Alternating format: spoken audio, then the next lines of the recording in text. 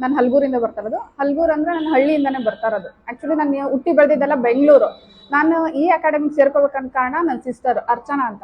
ಅವ್ರು ಹೇಳಿ ಮ್ಯಾಮ್ನ ಫಾಲೋ ಮಾಡ್ತಾ ಇದ್ರು. ಇಲ್ಲಿ ನಮ್ಮೂರಲ್ಲೇ ಮ್ಯಾಮ್ ಹೇಳ್ಕೊಡ್ತಾ ಇದ್ದಾರೆ ಈ ಕೋರ್ಸ್ನ, ನೀನು ಯಾಕೆ ಇಲ್ಲಿ ನೀನು ಕಲಿಬಾರ್ದು ಅನ್ನೋದು ಇದು ಮಾಡೋದಕ್ಕೆ ಅವಳು ನನಗೆ ಮೇನ್ ಪರ್ಸನ್ ಅರ್ಚನಾ, ನನ್ನ ಸಿಸ್ಟರ್.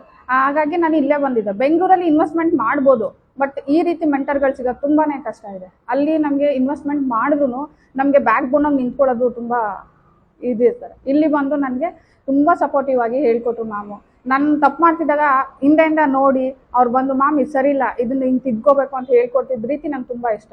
ಆಮೇಲೆ ಹೇಳ್ಬೇಕು ಅಂದರೆ ನನ್ನ ಫ್ಯಾಮಿಲಿ, ಸ್ಪೆಷಲ್ ಆಗಿ ಹೇಳ್ಬೇಕು ಅಂದರೆ ನನ್ನ ಅಮ್ಮ ಸಪೋರ್ಟಿವ್ ತುಂಬ ಇತ್ತು. ಹಾಗೆ ನಮ್ಮ ಸತ್ಯ ಅತ್ತೆ ಕಲಿತಾ ಇದೆಯಾ ಅಂತ ಹೇಳಿ ನಂಗೆ ತುಂಬಾ ಒಂಥರ ಸಪೋರ್ಟಿವ್ ಆಗಿ ಅವರು ಫ್ಯಾಮಿಲಿ ಇದು ಮಾಡಿಕೊಟ್ರು. ಹಾಗೆ ನಮ್ಮ ಮ್ಯಾಮ್ ಬಗ್ಗೆ ಹೇಳಬೇಕು ಅಂದರೆ ನಂಗೆ ನಿಜವಲ್ಲೂ ಮ್ಯಾಮ್ ನೋಡಿ ನಾನು ಬಿಸ್ನೆಸ್ ಫೀಲ್ಡ್ಗೆ ಇನ್ನೂ ನಾನು ಕಲಿಯೋದಿದೆ ಅನ್ನೋದು ನನಗೆ ಗೊತ್ತಾಯಿತು.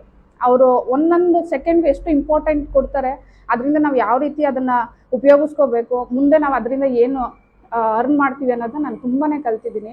ಹಾಗಾಗಿ ನನ್ನ ಸ್ಪೆಷಲ್ ಥ್ಯಾಂಕ್ಸ್ ಮೈ ಮ್ಯಾಮ್ ಸೌಮ್ಯ ಮೇಡಮ್ಗೆ ನನ್ನ ಹಾರ್ಟ್ಲಿ ಥ್ಯಾಂಕ್ಸ್ ಹೇಳೋಕ್ಕೆ ಇಷ್ಟಪಡ್ತೀನಿ. ಯಾಕಂದರೆ ಅವರು ನನಗೆ ಹೇಳ್ಕೊಟ್ಟ ರೀತಿ ನನ್ನ ಜೀವನ ಪರ್ಯಂತ ಇರುತ್ತೆ ಆ ವಿದ್ಯೆ.